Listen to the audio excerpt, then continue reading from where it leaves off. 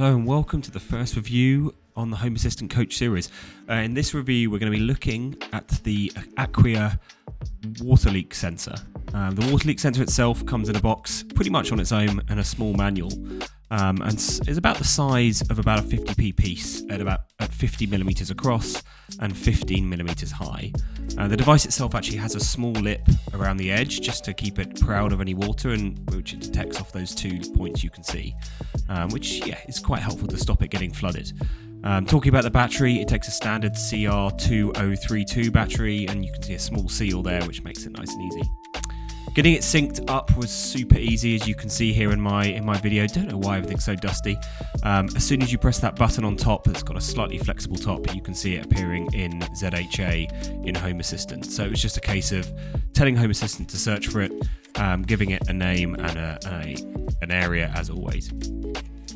Small thing to note here is quite often if you didn't sync it against the device the router it was supposed to be near, it would tend to lose signal when you placed it in its room. So that's the one downside I have found. When it comes to its main functionality, its water detection, it was pretty much instantaneous. You'll see here in some of these tests, as I just pour water onto the device, it takes around 2 seconds once water has bridged those 2 hex bolts. So as soon as the water has gone across those 2 items, it does take me a moment or two just to get it right in this video, you'll see it go almost instantly. For anything like this, of course, you can only get to the device or area so quickly, but that being 2 seconds is pretty good.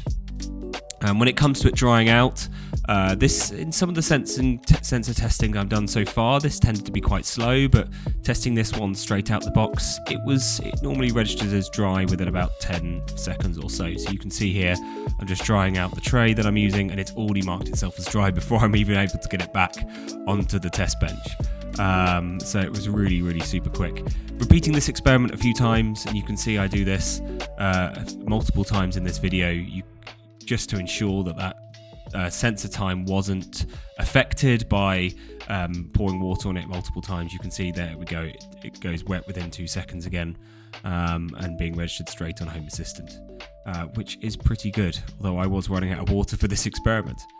There we go. And then we just test taking it out, rinsing out the water again, and of course seeing how long it takes to dry off.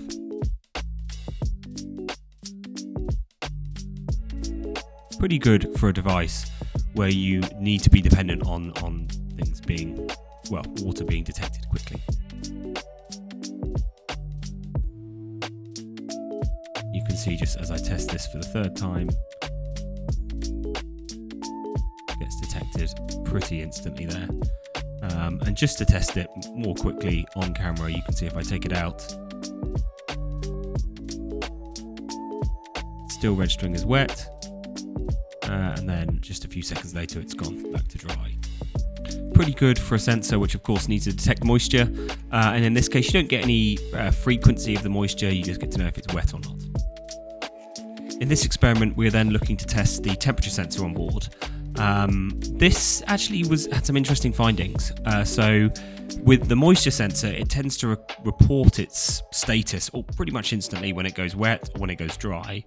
In this case, I actually had to wait around an hour, around 52 minutes actually to be precise, before it would report an update.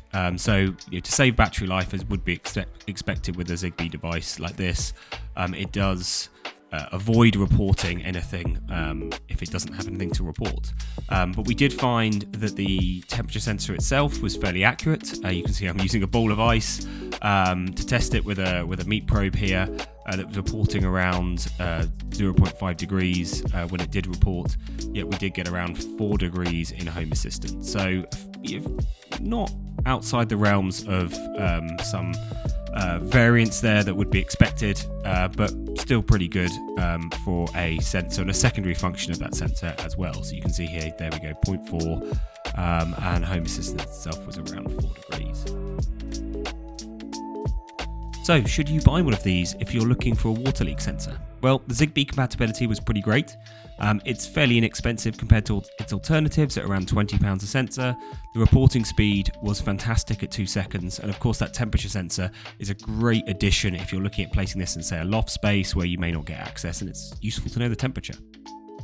On the consideration side, I did note some of those routing issues that are quite common with these Aqara Zigbee devices, where if you don't place it through a router, it can disconnect. And the dry time was a little bit longer than the wet, but that shouldn't really impact it in daily use.